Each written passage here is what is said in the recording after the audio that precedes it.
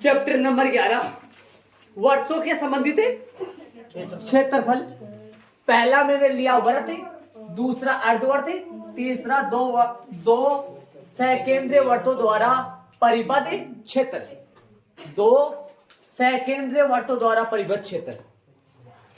ये वैसे मैं आपको बताऊं, आपकी जो नई बुक है, नई एनसीईआरटी बुक 2024 के लिए चालू हुई है, उस बुक के अनुसार देखा जाए तो प्रश्नावली आपके 11.1 और 11.3 जो है, मैं 11 कैसे बोलूं उसको 12 बोलूं, फिर मैं क्या बोलूं उसको 12 बोलूं,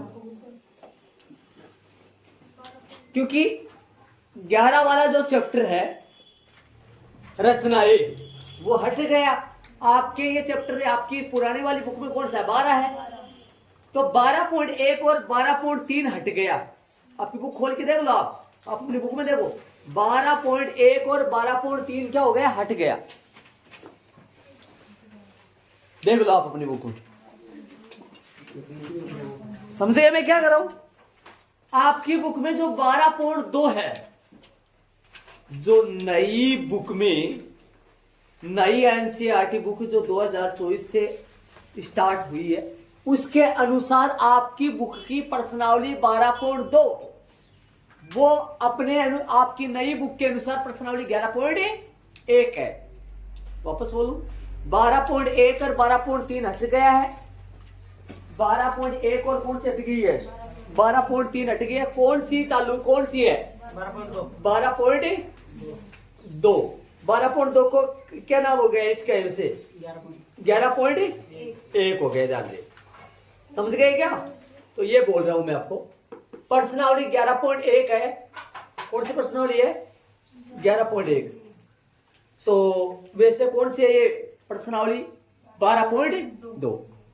इनसे व्रत, अर्धवर्त और ये स्टार्ट, ये वैसे प्रश्नावली आपके 12.1 में है। ये चीजें मेरे को बतानी पड़ेंगी क्योंकि ये काम में आएंगी आगे वाली प्रश्नावली 12.2 में। तो ये मैं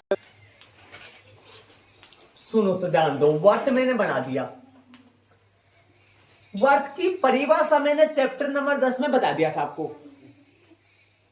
किसी समतल में स्थित एक निश्चित बिंदु के चारों ओर समान दूरी पर स्थित बिंदुओं के समूह से बनी आकृति को, तो ये समान दूरी क्या कहलाती है, समान दूरी ये वर्त की क्या कहलाती है, त्रिज्या, जिसको आर से डिनोट करते हैं। इसका जो क्षेत्रफल है ना, क्षेत्रफल वर्त का जो क्षेत्रफल होता है उसका सूत्र होता है पाई आर स्क्वायर, और इसकी परिधि बोले या फिर क्या बोले, इसका परिमाप बोले। क्या होता है परिधि और परिमाप, 2 पाई, परिधि परिमाप एक की बात होता है वर्त के लिए। तो अर्धवर्त में चलूंगा, इसमें एक की फॉर्मूला, इसमें फॉर्मूले 2 है। मैं थोड़ा सा इस तरफ इनको हटा के इधर करके नंबर डाल दूं इनके। ये 1 नंबर फॉर्मूला है और ये 2 नंबर फॉर्मूला वर्त के संबंधित है। अर्धवर्त के संबंधित अर्धवर्त का क्षेत्रफल है। अर्धवर्त का क्या भाई, क्षेत्रफल। बोलो भाई अर्धवर्त का क्षेत्रफल क्या होता है, वर्त का क्षेत्रफल का आधा अर्धवर्त का क्षेत्रफल होता है। वर्त का क्षेत्रफल क्या होता है, तो अर्धवर्त का क्षेत्रफल पाई आर स्क्वायर बटा किसी नंबर में 2 का भाग 2, उसका कितना हो जाता है, आधा हो जाता है। या फिर इस चीज को ऐसे भी बोल सकते हो, 1/2 पाई आर स्क्वायर। क्या बोलोगे, 1/2, अरे एक ही बात होता है, चाहे 1/2 के गुना में पाई आर स्क्वायर लगा दो, चाहे पाई आर स्क्वायर के बट्टा में 2 लगा दो। अब सुनना, परिधि, दूसरा फॉर्मूला परिधि। इसका सूत्र होता है 2 पाई आर बट्टा 2, आदि कर दो। वर्त का परिधि क्या होता है, वर्त का परिधि 2 पाई आर। अर्धवर्त का परिधि क्या होता है? तो क्या आएगा इसका? पाई आर। तीसरा बोलो परिमाप। परिमाप बोलो, इसका परिमाप अलग होता है। एक बात सुनना, मैं डायग्राम थोड़ा सा इस तरफ से बड़ा सा बना दूं, ऐसे बताओ, दिमाग लगाने की कोशिश करना है। ये जो बनाया है मैंने, ये मैं आधा है ना, आधा बना नहीं रहा हूं, डॉट डॉट लगा रहा हूं, आधा बना नहीं रहा हूं। ऊपर वाला ऐसे समझो नहीं, ऐसे बताओ, दिमाग लगाने की कोशिश करना। यहां से लेकर यहां तक की दूरी ना, मान लो कोई दावक है। दावक किसको बोलते हैं जानते हो? दौड़ने वाला दावक है। यहां से चालू किया भैया ने, दौड़ना स्टार्ट किया, इधर आया, यहां तक पहुंच गया। और यदि वापस यहीं आ जाता तो ये घूम के पूरा राउंड लगा देता, तो इससे क्या यूज कर लेते इसमें? 2 पाई आर। मतलब इसमें आएगा 2 पाई आर का आधा। मतलब ये कितना आ गया? ये पूरा यहां से यहां तक कितना बन गया ये? और आप ये जानते हो ये कितनी है? ये कौन है? ये नीचे वाली त्रिज्या। और ये कौन है? ये भी त्रिज्या। ये पूरी कितनी होगी बताओ? आर कितना हो गया? ये कितना हो गया? 2 आर। तो बताओ क्या हो गया ये आता है परिधि प्लस, मैं समझाऊंगा आपको, समझ में नहीं आया अभी सुनते जाओ आप पूरी बातों को। परिधि प्लस में व्यास, क्या बोलते हैं इसको? परिधि प्लस में व्यास। परिधि का सूत्र बताओ, व्यास बोलो, सूत्र क्या बना? दोनों में से आर कॉमन लो, पाई प्लस 2 ऐड करो। ऐड कर लिया होगा तो अब सुनना मेरी बात, इधर आना सीधे बैठ के, मेरी बात सुनना ध्यान से, जो भी कर रहा हूं सुन। एक मिनट तक यहां पर बात करूं ना, मैं इसकी बात करूं। इसमें क्या है? ये वर्त है। क्या है ये? वर्त है। सुनना मेरी बात ध्यान से, वर्त है। अब एक तो मैं पहले आपको ये बताऊं, क्षेत्रफल, परिधि और परिमाप, इन तीनों में फर्क क्या होता है? ये तीन, मतलब इनमें फर्क क्या होता है? इन तीनों में क्या फर्क है? एक तो चीज है क्षेत्रफल भाई। ये तीन क्या क्या होता है? एक परिधि होता है और एक होता है क्या? जब आपको ये नहीं समझ में आएंगे ये तीन कौन कौन है, तो इनके सूत्र वगैरह का क्या मतलब होगा फिर? पहले आप ये यहां पर देखो, मैंने परिधि और परिमाप को एक की मान लिया, यहां परिधि और परिमाप को दोनों को अलग अलग मान लिया। ऐसा क्यों? किस लिए?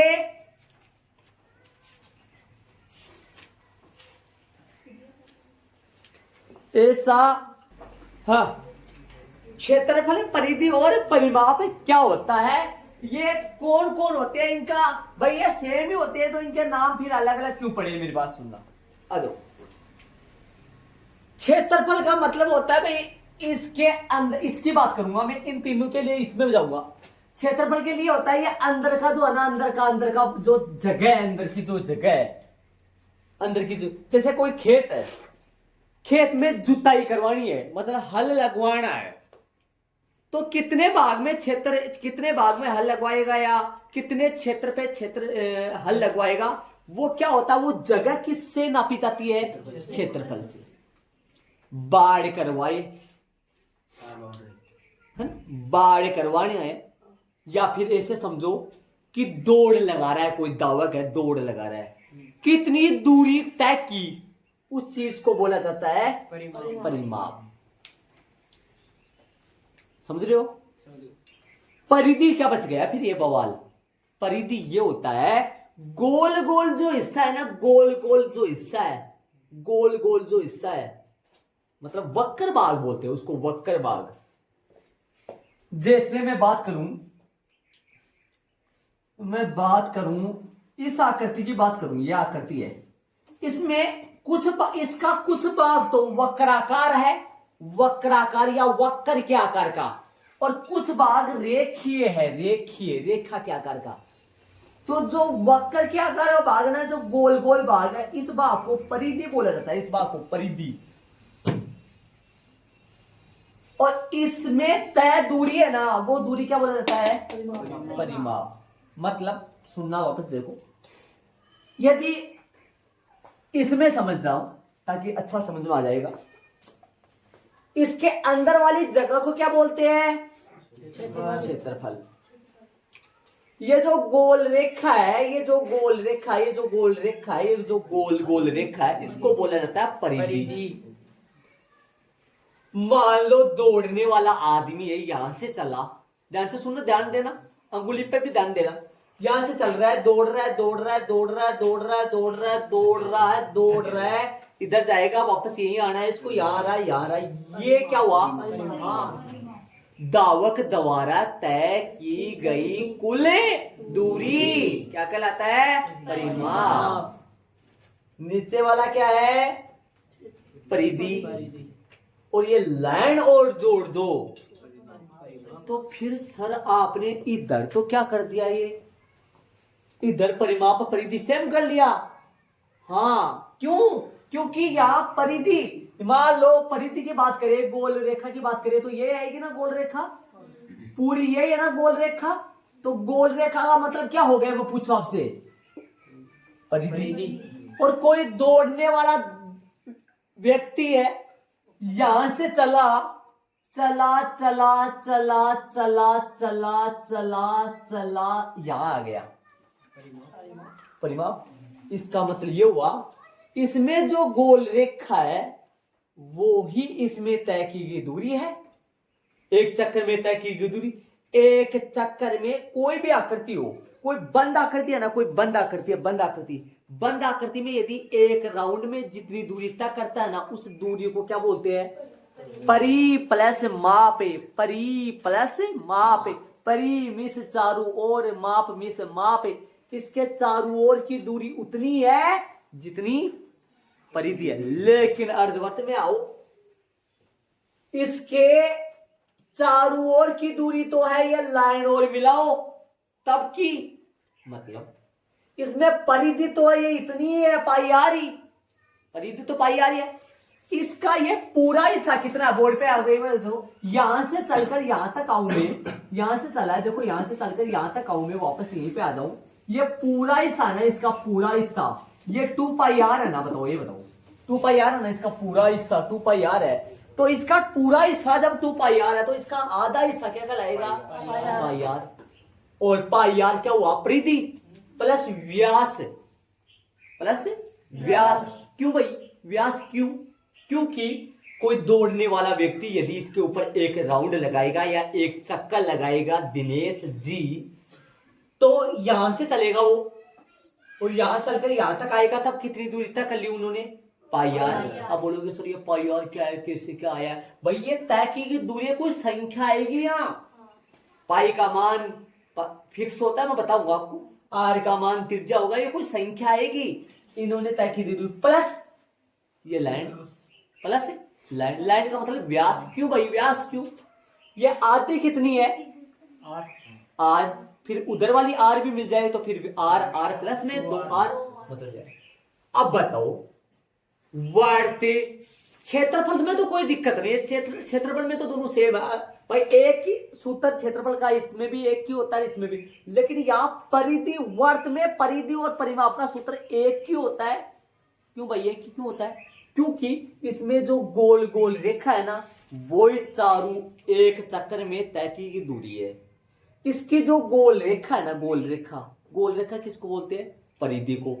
और वो ही एक चक्कर में तय की गई दूरी है, इसलिए इसका परिधि और परिमाप आपस में बराबर हुआ। लेकिन इसमें जो गोल रेखा है वो तो क्या है?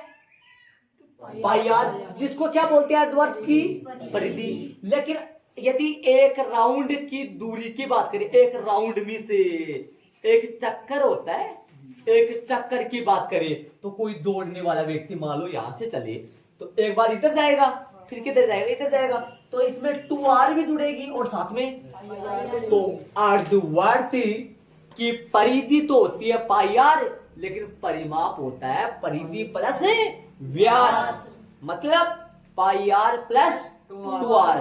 2r त्रिज्या का दुगुना, पाई आर कॉमन लो, पाई प्लस 2। अब एक बार इन सूत्रों को दोहराओ, मेरी बात सुनना ध्यान से, बोर्ड पे आ जाओ। हाँ एक बार मैं दोहराऊं। वर्त का क्षेत्रफल पाई आर स्क्वायर, वर्त का जब क्षेत्रफल पाई आर स्क्वायर होता है तो अर्धवर्त का क्षेत्रफल का सूत्र होता है पाई आर स्क्वायर बटा 2।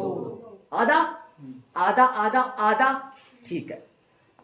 वर्त की परिधि का सूत्र 2 पाई आर और परिमाप का सूत्र भी 2 पाई आर। समझ गए होंगे सर? परिधि और परिमाप सेम होता है। क्या होता है सेम, क्यों होता है पता चल गया होगा आपको। इधर वर्त की परिधि तो होती है 2 पाई आर का आधा, 2 पाई आर का आधा, 2 से 2 गया।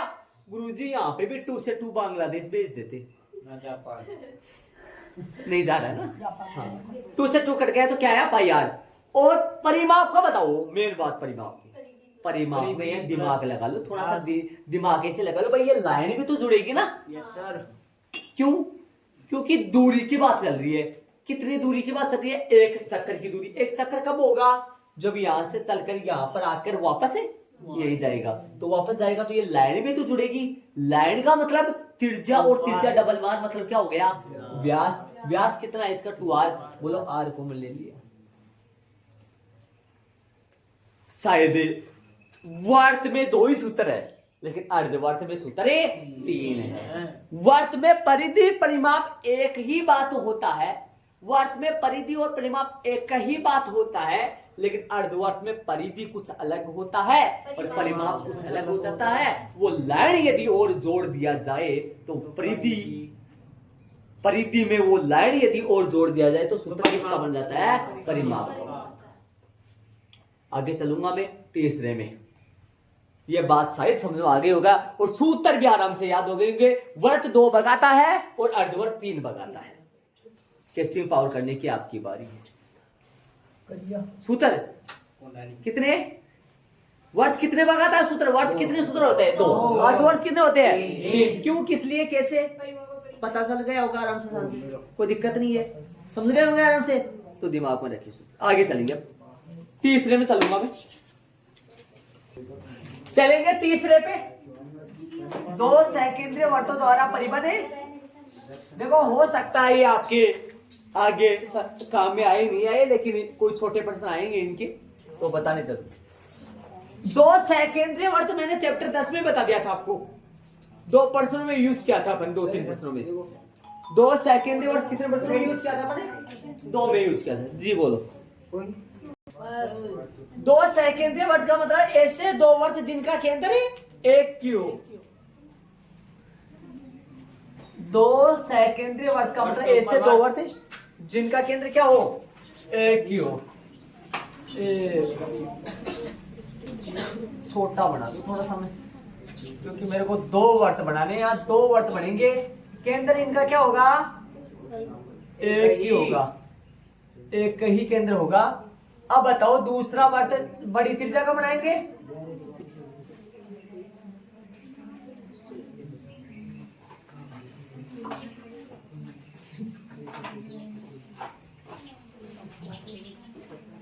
बताओ तो छोटे वाली वर्त की त्रिज्या r1, बड़े वाले वर्त की त्रिज्या r2। बड़े वाले वर्त की त्रिज्या कितनी है? r2। ये क्या है वर्त का? केंद्र। क्या है वर्त का? केंद्र। अब अपन बात करेंगे, आगे चलेंगे अपन। हाँ जी सब देखो, अब इसके अंदर जो ये क्षेत्र जो है ना, सुनो मैं दूसरा ध्यान से सुनना।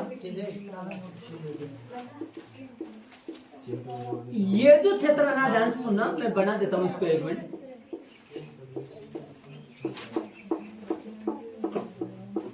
ये जो क्षेत्र है, ये क्षेत्र, इस क्षेत्र का नाम क्या है वो सुनो, ऐसे बताओ, सुनो ध्यान दो। इसे ये जो बाहर वाला जो एरिया है ना, जो मैंने छायांकित कर दिया, ये वाला कहलाता है, इसको बोलते हैं, इसका नाम क्या है, इसका एक विशेष प्रकार का नाम है। क्या नाम है इसका?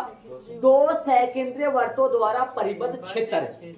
ये दो सेकेंद्रीय वर्तों द्वारा परिबद्ध क्षेत्र है इसका नाम। इसका क्षेत्रफल कैसे निकलता है वो सुनो। इसका क्षेत्रफल कैसे निकालेंगे वो सुनो, ध्यान से सुनना। इधर आओ। दो सेकेंद्रीय वर्तों द्वारा परिबद्ध क्षेत्र, कौन सा? ये रहा, का क्षेत्रफल कैसे निकाले, मतलब इसका क्षेत्रफल कैसे निकले, सुनो। दो सेकेंद्रीय वर्तों द्वारा परिबद्ध क्षेत्र का इसका क्षेत्रफल कैसे निकले। ये किसका क्षेत्रफल है ये भी सुनना, कि इसका क्षेत्रफल कैसे निकले, सुनो। दो सेकेंद्रीय वर्तों द्वारा परिबद्ध क्षेत्र का क्षेत्रफल, मतलब इसका क्षेत्रफल। यदि मैं बड़े वाले वर्त के एरिया में से, मतलब मैं क्या बोल रहा हूँ ऐसे बताओ, ये बड़े वाले वर्त का क्षेत्रफल पूरा आएगा ना? Yes sir. यदि बड़े वाले वर्त के क्षेत्रफल में से बड़े वाले वर्त के क्षेत्रफल में से मैं माइनस कर दूं छोटे वाले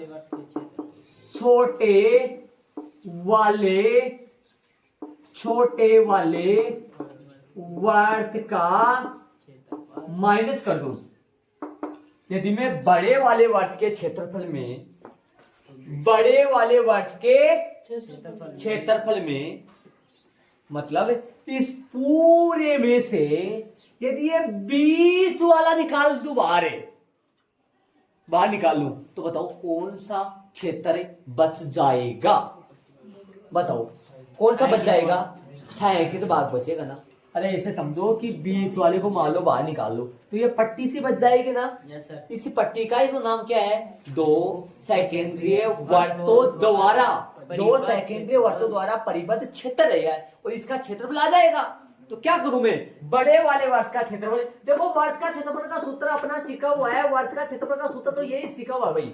वर्त का क्षेत्रफल का सूत्र तो यही सीखा हुआ है, लेकिन त्रिज्या तो अलग अलग है। इस बड़े वाले वर्त की त्रिज्या R2 और छोटे वाले वर्त की त्रिज्या R1। पाई कॉमन लो, पाई दोनों में आ रहा, कॉमन लो। जैसे आप कॉमन लिया था, पाई कॉमन लो, अंदर क्या बचेगा? R2 का स्क्वायर माइनस R1 का स्क्वायर। नया सूत्र बनके तैयार है। हो गया सूत्र बन गया। किसका सूत्र है ये? दो सेकेंद्रीय वर्तों द्वारा परिबद्ध क्षेत्र का क्षेत्रफल। तो तीन पार्ट पढ़ लिए अपन, तीन पढ़े, वर्त पढ़े, अर्धवर्त पढ़े, दो सेकेंद्रीय वर्तों द्वारा परिबद्ध क्षेत्र का क्षेत्रफल पढ़े। आपने एड कर लिया होगा सारा काम। अब मेरी बात सुनना, अपने अभी तक जो सीखा है ना, सुनो एक मिनट ध्यान देना। Pi r square 2 pi r, pi r square 2 pi r, 1/2 pi r square pi r, और पाई आर प्लस में 2r, और पाई इंटू R2 का स्क्वायर माइनस R1 का स्क्वायर। देख लो, ये हो गया मोटा मोटा सारांश। ये हो गया मोटा मोटा सारांश।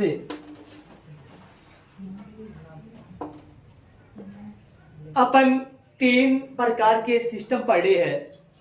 पाई आर स्क्वायर 2 पाई आर वर्त में चलते हैं। क्या कौन क्या होता है ये आप दिमाग लगा लो। अर्धवर्त में 1/2 pi r square, pi r plus 2r। ये सूत्र इतनी बार लिखा के आपके ऐसे मतलब चलेंगे। पाई इंटू R2 का स्क्वायर माइनस R1 का स्क्वायर। तो वर्त का क्षेत्रफल 2 पाई आर, वर्त का क्षेत्रफल पाई आर स्क्वायर, वर्त की परिधि या परिमाप 2 पाई आर। अर्धवर्त का क्षेत्रफल क्या होता है? 1/2 पाई आर स्क्वायर या पाई आर स्क्वायर बेटा 2। अर्धवर्त की परिधि पाई आर बटा 2। अर्धवर्त की परिधि बोलो, परिधि पाई आर। अर्धवर्त की परिधि पाई आर। अर्धवर्त का परिमाप पाई आर प्लस में 2r, पाई आर प्लस में 2r और पाई इंटू r2 का स्क्वायर माइनस r1 का स्क्वायर। अर्ध 2 सेकेंडरी वर्तों द्वारा परिबद्ध क्षेत्र का क्षेत्रफल। जैसे मान लो अपन एक छोटा सा बगीचा बना रखे, वर्ताकार बगीचा है। सुन रहे मेरी बात ध्यान से? बीच में खाली जगह है, साइड में भी कोई खाली जगह है। इतनी दूर में अपन घास उगा रखे है, तो घास उगे भाग का क्षेत्रफल ज्ञात करना है, तो वहां फॉर्मूला ये यूज करेंगे। देखो यदि ये वाला यूज फॉर्मूला न करे ना आप, तो सीधा आप ऐसे नॉर्मल निकाल सकते हो। पहले बड़े वर्ग का क्षेत्रफल अलग से निकाल लो, छोटे वर्ग का अलग से क्षेत्रफल निकाल लो, बड़े वर्ग के क्षेत्रफल में से छोटे वाले वर्ग का क्षेत्रफल घटा दो। सूत्र की कोई जरूरी ही नहीं है। आगे अपन चलेंगे, इनको मैं रफ करूंगा, आगे चलेंगे। आगे वाले क्या चलेंगे, मैंने कुछ लिए आगे त्रिज्यखंड और वर्तखंड।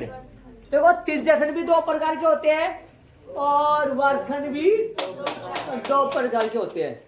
एक तो लघु त्रिज्यखंड, दीर्घ त्रिज्यखंड, लघु वर्तखंड, दीर्घ वर्तखंड। सुनना मेरी बात सुनना। यदि अपने को ये नहीं पता चला कि क्या क्या होते हैं, कौन से क्या होते हैं, तो अपन इनका क्षेत्रफल क्या निकालेंगे। अपन क्षेत्रफल का पहले ये तो समझे कि किसको तो लघु त्रिज्यखंड बोलते हैं, किसको दीर्घ त्रिज्यखंड बोलते हैं, कैसे क्या चल रहा है, ये तो अपन समझे। पहले समझ रहे मेरी बात, ये तो समझे ना। चलो आ जाओ, देखो ध्यान सुनो, ध्यान दे। एक टक देखना या एक टक बोल रहा हूं, हाँ उनको जब करना मत, इधर आओ। त्रिज्याओं द्वारा वृत्त के बने खंड, त्रिज्या द्वारा बोल दो, त्रिज्याओं द्वारा बोलने की जरूरत नहीं, लेकिन यहां 2 त्रिज्या आएंगे ना। 2 त्रिज्याओं द्वारा या 2 त्रिज्या द्वारा वृत्त के बने खंड एक जीवा द्वारा वृत्त के बने खंड वर्तखंड कहलाते हैं। त्रिज्याओं द्वारा, बोर्ड पे ध्यान दो, ये वृत्त का केंद्र है, बोर्ड पे ध्यान दो सर्व से। ये एक त्रिज्या और ये दूसरी त्रिज्या। ऐसे बताओ, क्या इन दोनों त्रिज्याओं ने वृत्त को 2 खंडों में बांट दिया? Yes sir. इन दोनों त्रिज्याओं ने वृत्त को 2 खंडों में बांट दिया।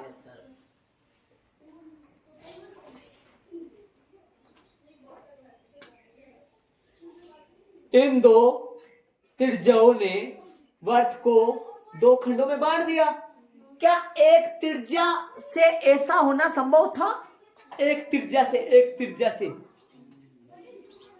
खंडों में बांटने के लिए कम से कम 2 त्रिज्या तो चाहिए। इसमें एक छोटा बना है और एक बड़ा बना है। मेरी बात सुनना, जो मैं कह रहा हूं वो सुनते जाना। आप ना ये बातें है ना सुनोगे ना, तो आगे पता चलेगा। जब आपको ये नहीं पता चलेगा कि लघु त्रिज्यखंड, दीर्घ त्रिज्यखंड, लघु वर्तखंड, दीर्घ वर्तखंड होता क्या है, तो इनका क्षेत्रफल क्या खाक निकालोगे आप। क्षेत्रफल कहां से क्या निकालो, पता ही नहीं आपको क्षेत्र होता क्या है। पहले इनको समझो। हाँ और क्या बोलते हैं, क्षेत्रफल क्या निकालोगे इनका। तो ये जो है ना, सुनो, ये जो पार्ट है ना, ये जो भाग है, ये छोटा सा भाग है, ये आर है और ये भी आर है। ये केंद्र थोड़ा सा इधर बढ़ गया होगा, थोड़ा सा केंद्र यहाँ से ले लो मैं बीच में इधर। हाँ ये आर है। तो ये जो भाग है ना, ये भाग ये कहलाता है लघु त्रिज्यखंड। 2 त्रिज्याओं द्वारा वृत्त के बने खंड क्या कहलाते हैं? त्रिज्यखंड कहलाते। त्रिज्यखंड बोलो। देखो 2 त्रिज्याओं द्वारा वृत्त के बने खंड वर्त के भाई वर्त के बने खंड त्रिज्य खंड कहलाते हैं। उनमें से छोटा वाला लघु त्रिज्य खंड होता है और बड़ा वाला है। छोटा वाला ही आएगा, नीचे वाला छोटा ही होगा। नीचे वाला छोटा ही होगा। मैं बराबर ही बना के बताऊंगा, एक बार शांति रखिए आप, मैं बराबर बनाऊंगा आपको पूरा समझा। एक मिनट, ये ऊपर वाला कौन सा, ये जो है ना, ये जो लाइनों के नीचे है, इसका नाम दे दूं मैं, चलो ओ, ये ओ है, ये ए है, और यहाँ बीच में बिंदु और डाल दो, चलो इसको बी दे दूं, इसको सी दे दूं। ये ओ ए सी बी जो भाग है, या ओ बी सी बी बोल दो, मतलब ये जो भाग है ना, ये जो भाग है ना, ये कहलाता है लघु त्रिज्य खंड। और जो ऊपर वाला भाग है ना, ऊपर वाला, ये कहलाता है दीर्घ त्रिज्य खंड। कौन सा कहलाता है ये? दीर्घ त्रिज्य खंड। एक मिनट सुनो, ध्यान देना। अब सुनना, मैं अलग बना दूं इनको, अलग बनाऊं, एक बार ध्यान देना, मैं अलग बना रहा हूं इनको।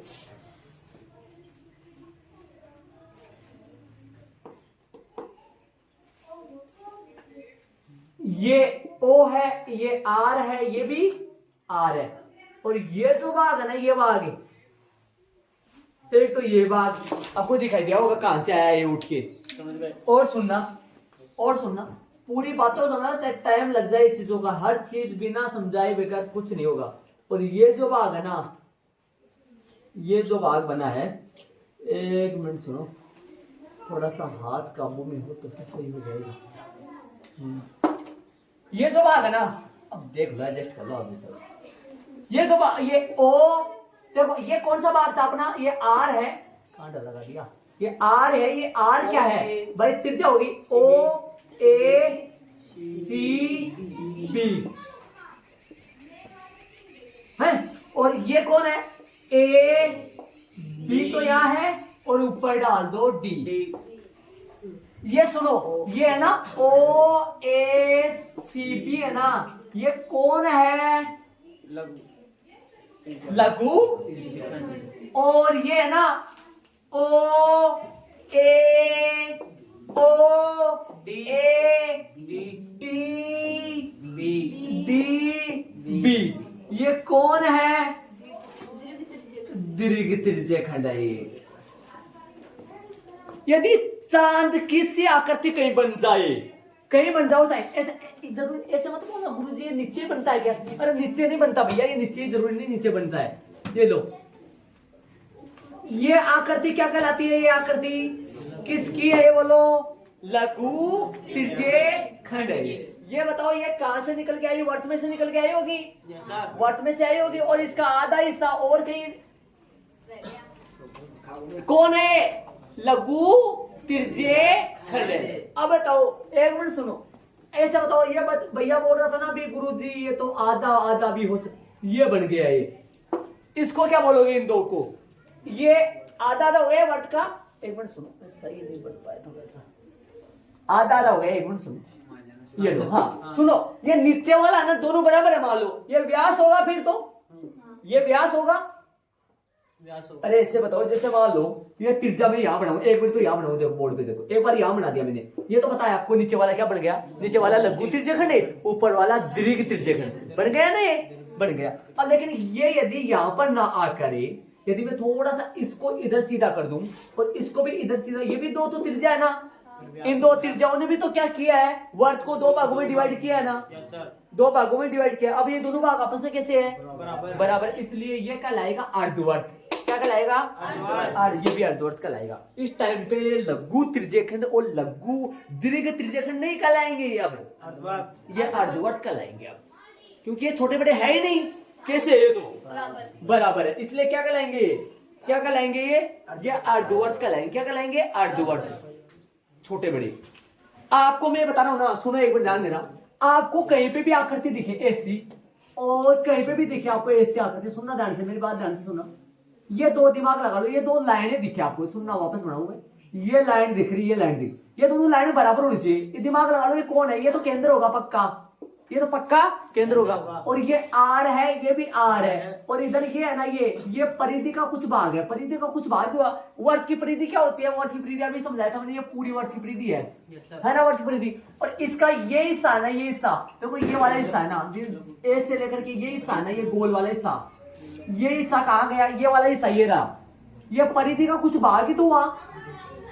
ऐसे बताओ, ये जो गोल वाला हिस्सा है, आप मेरी बात सुनना, ये जो गोल वाला हिस्सा है, ये रेड पेन से मैंने किया है, ये वाला गोल वाला हिस्सा, ये वाला जो हिस्सा है ना, ये गोल वाली जो लाइन है, ये परिधि का कुछ हिस्सा ही तो है।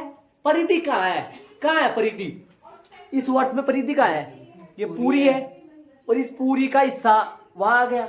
अरे ये ऐसे ही नहीं बन सकता, ये उधर ही, इधर ही, उधर ही, किधर ही, बिधर ही, मतलब किधर ही बन सकता है ये। हाँ, किधर ही बन सकता है भैया। लेकिन आपको ये पता लगाना है भाई, लघु त्रिज्यखंड कौन सा होता है, दीर्घ त्रिज्यखंड कौन सा होता है। दो त्रिज्याओं द्वारा वर्त कितने खंडों में डिवाइड हो जाता है? दो खंडों में, जो क्या कहलाते हैं? त्रिज्यखंड। छोटा वाला लघु त्रिज्यखंड, बड़ा वाला दीर्घ त्रिज्यखंड। आकृति आपको देख के पता लग जानी चाहिए आकृति किसकी बन रही है। थोड़ा बड़ा सा हो तब तो दीर्घ त्रिज्यखंड। अरे बड़ा में देखो, एक बात तो बताऊं, कोण की बात करूं, यहां पर एंगल कितना डिग्री है मैं पूछूं आपसे? 180। और यहाँ पे भी 180। और इस बिंदु O पर टोटल कोण कितना डिग्री है? 360 डिग्री है। नीचे भी 180, ऊपर भी 180। इसका मतलब ये दोनों भाग बराबर है। Yes sir. और यदि नीचे वाला थीटा जो एंगल है ना, ये 180 से कम आ जाए, जिस भाग में दो भाग बनेंगे, त्रिज्याओं द्वारा कितने भाग बनेंगे? दो। जिस भाग में यदि कोण 180 से छोटा आ गया, वो भाग लघु त्रिज्यखंड होगा। और 180 से बड़ा जो नीचे छोटा है, ऐसा बताओ, ये पूरा 180 का था, लेकिन 180 से ये तो नीचे वाला कम होगा और वो 180 से ज्यादा होगा। जैसे मान लो ये कोण 70 डिग्री है या 60 डिग्री, मान लो नीचे वाला 60 डिग्री है, तो ऊपर वाला कितना होगा? टोटल कोण 360 डिग्री होता है, 300 ऊपर वाला कितना होगा? 300 डिग्री। तो कहने का मतलब मेरा ये है, जिस भाग का केंद्र पे कोण, जिस भाग का केंद्र पे कोण, टोटल कोण 360 होता है भैया। जिस भाग में 300 केंद्र पे कोण छोटा होता है वो लघु त्रिज्यखंड होता है, और केंद्र पे कोण बड़ा होता है वो दीर्घ त्रिज्यखंड। टोटल दोनों कोणों का जोड़ 360 डिग्री आएगा। अब मैंने आपको ये समझाया है, सिर्फ त्रिज्यखंड समझाया। और त्रिज्यखंड भी कितने प्रकार के होते हैं? 2 प्रकार के। देखो, त्रिज्याओं द्वारा वर्त को दो खंडों में डिवाइड किया जाता है। वो दोनों खंड आपस में क्या कहलाते हैं? त्रिज्यखंड कहलाते हैं। उनमें से छोटा वाला लघु त्रिज्यखंड है और बड़ा वाला दीर्घ त्रिज्यखंड। ये मैंने आकृति बहुत सारी बनाई है, तरीके से समझाया है, ध्यान रहे। अब मैं इसमें जाऊंगा। एक मिनट आपको टाइम दूंगा, जितना बताया उतना पचाओ आप। कल ये होंगे, सुनो मेरी बात, एक मिनट मेरी बात ये सुनना। यदि दो सीधी रेखा हो और गोल वाली रेखा बने, ये जो लाइन है, ये जो लाइन है ना, ये लाइन ये कहलाती है लघु त्रिज्यखंड की संगत चाप की लंबाई। ये चाप की लंबाई कहलाती है। सुनना, एक बार मेरी बात सुनना, मैं जो कह रहा हूं सुन। ये क्या कहलाता है? ये पूरा क्या है? ये पूरा मैं बोलूंगा, इसको क्या बोलूंगा? लघु त्रिज्यखंड। कहां से आया? ये यहां से आया, इसको बोलूंगा लघु त्रिज्यखंड। ये लाइन क्या है? त्रिज्या। ये क्या है? त्रिज्या। दोनों आपस में बराबर होती है? जी हाँ, दोनों आपस में बराबर है, होती है केंद्र से। और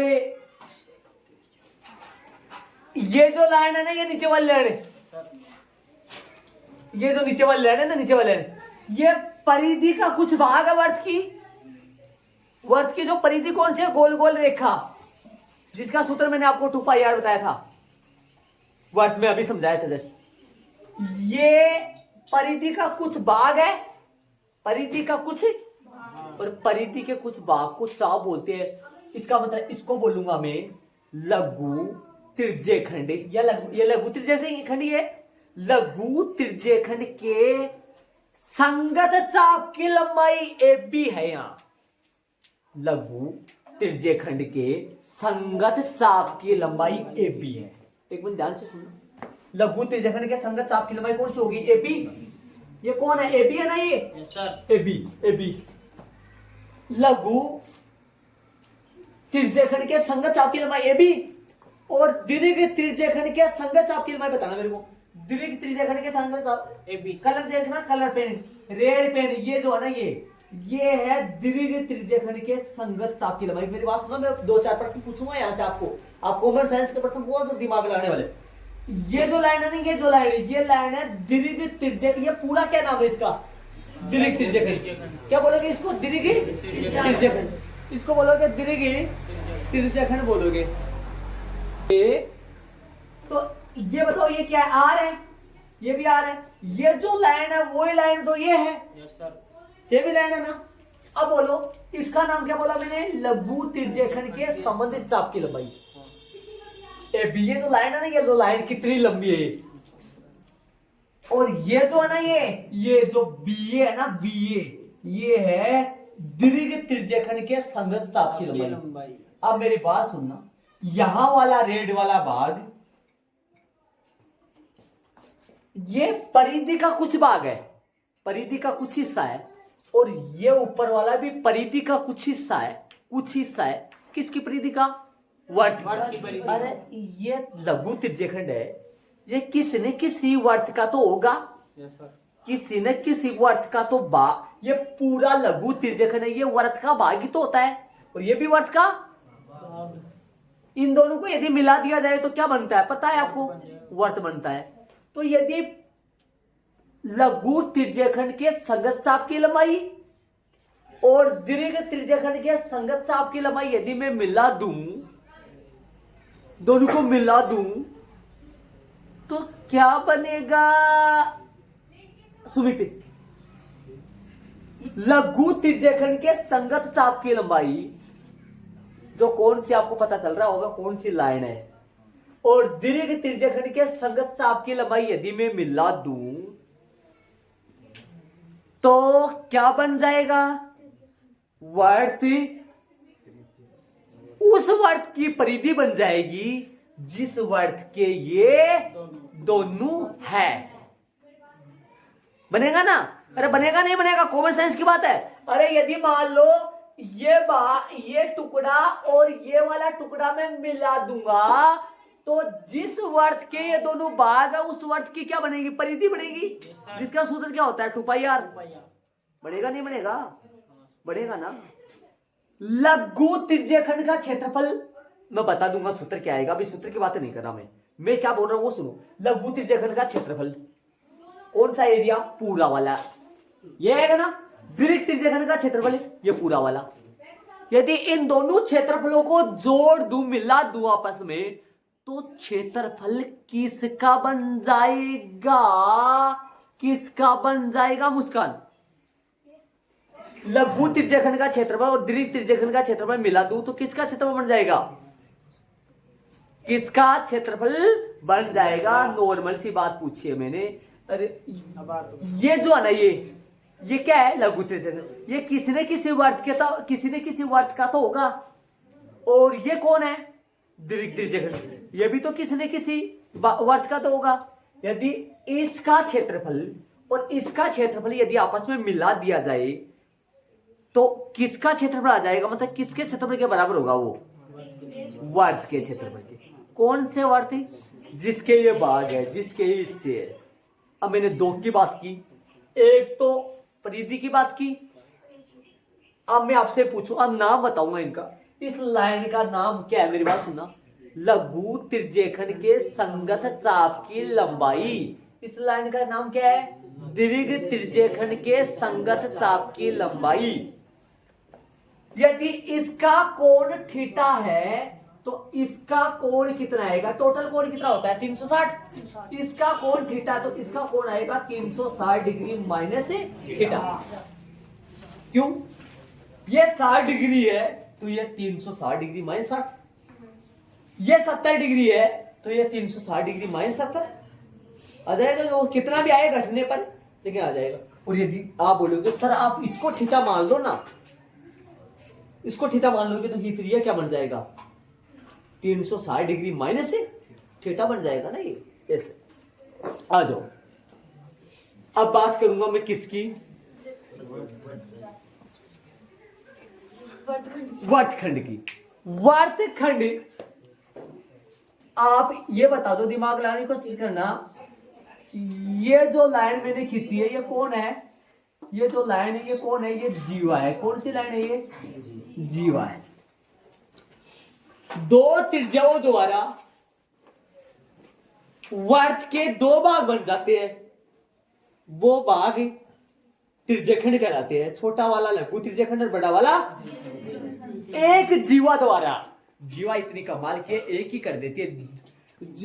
जिन दो त्रिज्याओं ने जो दो काम किए, त्रिज्याओं ने जो काम किया ना, वहां दो त्रिज्याओं ने मिलके जो काम किया ना, वहां जीवा एक के लिए एक ही जीवा काम कर देती है। एक जीवा वर्त के दो भाग बना देती है। एक जीवा, जीवा मैंने चैप्टर 10 में पढ़ा है आपको, वो तो हाँ। एक जीवा वर्त को दो भागों में डिवाइड कर देती है। छोटा वाला भाग लघु वर्तखंड और बड़ा वाला भाग दीर्घ वर्तखंड। ये क्या कहलाता है, लघु वर्तखंड। ये वाला भाग कहलाता है लघु, ये पूरा क्या कहलाता है, दीर्घ वर्तखंड। अलग बना दूं जरा, ये जो गोल गोल रेखा है, ये जो गोल गोल रेखा है, ये क्या है पूछू मैं, ये क्या है आपसे मैं पूछूंगा, ये कौन है, क्या है ये, क्या बोलोगे इसको, इसको बोलोगे परिधि का कुछ भाग, परिधि का कुछ भाग है। ये कौन है, ये जीवा, एपी बोल दो इसको। ये कौन सा है, जीवा द्वारा वर्त के दो भाग बना देती है। छोटा वाला भाग लघु वर्तखंड और बड़ा वाला भाग दीर्घ वर्तखंड। ये बनेगा ना बड़ा वाला, ऊपर वाला ये जो बनाएगा ना बड़ा वाला, ये क्या कहलाता है, ये क्या कहलाता पता हो गया, ये दीर्घ वर्तखंड है, ये लघु वर्तखंड है। देख लो देखो, सुनना ध्यान से। अब देखो मैं बहुत सारे अलग अलग डायग्राम बना के आपसे पूछूंगा कि भाई ये डायग्राम किसका। 4 डायग्राम बनाए मैंने, 4 डायग्राम बताए आपको। लघु त्रिज्यखंडी, दीर्घ त्रिज्यखंडी, लघु वर्तखंडी, दीर्घ वर्तखंड। त्रिज्याओं से बने खंड त्रिज्यखंड कहलाते, देखो नाम से स्पष्ट है। त्रिज्याओं से बने खंड त्रिज्यखंड कहलाते हैं। जीवा से बने खंड, दो जीवा ने, जीवो नहीं, जीवा से बने खंड वर्तखंड कहलाते हैं। छोटे छोटे लघु लघु, बड़े बड़े दीर्घ दीर्घ। हाँ पक्का। और यदि ऐसा जिसका कोण 180 डिग्री से क्या हो, कम हो, वो तो लघु में चला जाएगा और वरना दीर्घ में। और फिर अपन क्या करेंगे, एक ही चित्र बनाऊंगा पूरा वर्त, एक ही वर्त के अंदर सबको डिनोट करूंगा। मतलब एक ही वर्त में लघु त्रिज्यखंड में बनाऊंगा, एक ही वर्त में दीर्घ त्रिज्यखंड में बनाएंगे, एक ही वर्त में लघु वर्तखंड में बनाएंगे, एक ही वर्त में दीर्घ, एक ही में तीनों चारों। और फिर बारीकी से इनको समझ में आने के बाद में इनके फॉर्मूले पढ़ेंगे, इनके फॉर्मूले और अच्छी तरीके से फॉर्मूले क्लियर करेंगे। अभी तक आपको शायद और शायद 5 फॉर्मूले बता दिए मैंने, जो आपको डन हो चुके हैं। एक बार थोड़ा सा मोटा मोटा सारांश में देखिए, मैं आप इधर ही देखिए, मैं बोल दूं। वृत्त के संबंधित पाई आर स्क्वायर 2 पाई आर, वर्त के 2, अर्धवर्त के 3 और 2 सेकेंडरी वर्तों द्वारा परिबद्ध क्षेत्र का क्षेत्र 1 किया है। टोटल सूत्र कितना हो गए, 5। पाई आर स्क्वायर 2 पाई आर, 2 तो ये हो गए। किस किस के जरा देख लेना, वर्त के क्षेत्रफल का पाई आर स्क्वायर, परिधि का 2 पाई आर, ठीक है। अर्धवर्त का क्षेत्रफल पाई आर स्क्वायर बटा 2 या 1/2 पाई आर स्क्वायर, अर्धवर्त का परिधि पाई आर, अर्धवर्त की परिधि पाई आर, लेकिन अर्धवर्त का परिमाप पाई आर प्लस 2r व्यास हो जुड़ जाएगा। आर को मना जाएगा, लेकिन आर को मन छोड़ो। एक बार ये देखो आप, pi r plus 2r, pi r plus 2r, परिधि प्लस व्यास, दो सकेंद्रीय वर्तों द्वारा परिबद्ध क्षेत्र का क्षेत्रफल पाई इंटू R2 का स्क्वायर माइनस R1 का स्क्वायर। शायद उम्मीद करता हूं 500 सूत्र आपके क्लियर तरीके से याद हो गए। अब अपन ये करेंगे, इन सबके अलग अलग डायग्राम बना के मैं एक एक से खड़ा करके पूछूंगा कौन किसका है। एक मिनट ये सुन लेना, इसका कुछ भाग गोल गोल होता है और दो लाइनें चलती है, ऐसा इनमें होता है। इसका कुछ भाग गोल गोल होता है और दो लाइनें चलती है, वो दो लाइनें त्रिज्यीय होती है, और जो गोल गोल भाग है इसको बोला जाता है लघु त्रिज्यखंड के संगत चाप की लंबाई, इसको बोलते हैं दीर्घ त्रिज्यखंड के संगत चाप की लंबाई। इसका कुछ भाग गोल गोल होता है और एक सीधी सपाट लाइन आती है, इसका कुछ भाग गोल गोल होता है और एक सीधी लाइन आती है। सीधी लाइन जीवा होती है और गोल गोल हिस्सा लघु वर्तखंड के संबंधित चाप की लंबाई या संगत चाप की लंबाई बोल दो, चाहिए एक बात है। अरे इसमें क्या बोला था, लघु त्रिज्यखंड के संगत चाप की लंबाई, इसमें भी ये बोलोगे लघु वर्तखंड के संगत चाप की लंबाई, दीर्घ वर्तखंड के संगत चाप की लंबाई। बोलो क्लियर हुआ नहीं हुआ? हो गया। या तक क्लियर हो गया? हो गया। बाकी अपन कल की क्लास में आगे यहीं से स्टार्ट करेंगे। कहां से स्टार्ट करेंगे? मैं एक एक को डायग्राम बना के पूछूंगा, फिर एक ही लंबा सा वर्त बना के उसी में चारों को डिनोट करेंगे, फिर इनके सबके सूत्र निकालेंगे, पढ़ेंगे। तो कल एक तरीके सूत्र याद करने के बाद में एग्जाम्पल स्टार्ट है। ओके, धन्यवाद।